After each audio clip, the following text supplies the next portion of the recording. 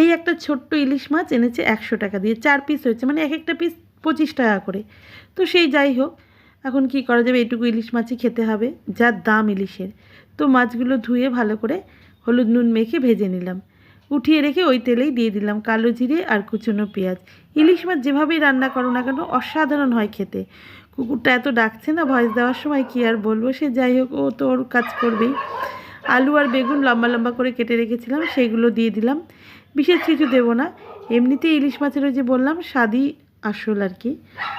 ইলিশ মাছ যেভাবেই রান্না করো, হলুদ নুন দিয়ে দিলাম, ভালো করে সাঁতলে নিয়ে এবারে জল দিয়ে দেবো। জল দিয়ে দিলাম, ফুটে উঠেছে, আলু আর বেগুনগুলোও সেদ্ধ হয়ে গেছে। এবার ভাজা মাছগুলো দিয়ে দিলাম, আর কিচ্ছু দেবো না, ব্যাস ভালো করে একটু মাছগুলো ডুবে গেলেই নামিয়ে নেব। এবার ডুবিয়ে দিচ্ছি মাছগুলো ঝোলে, ঝোলই রাখবো, মাখো মাখো না, এটা ঝোলই ভালো লাগে। ব্যাস হয়ে গেছে, এবারে নামিয়ে নিলাম। গরম ভাতের সাথে কি আর বলবো, অসাধারণ খেয়েছি।